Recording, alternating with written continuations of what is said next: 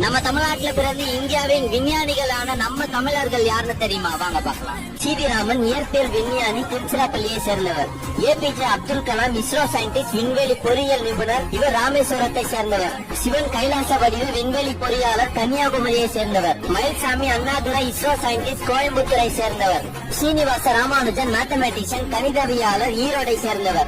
C. மோகன் அமெரிக்க கணினி விஞ்ஞானி, சென்னையை சேர்ந்தவர். ஏ. சிவதானு பிள்ளை இஸ்ரோ சயின்டிஸ்ட், கன்னியாகுமரியை சேர்ந்தவர். ராமசுவாமி வெங்கடசுவாமி பிளாஸ்டிக் அறுவை சிகிச்சை நிபுணர் விஞ்ஞானி, திருப்பூரை சேர்ந்தவர். P. S. Veeraraghavan ISRO scientist, சென்னையை சேர்ந்தவர்.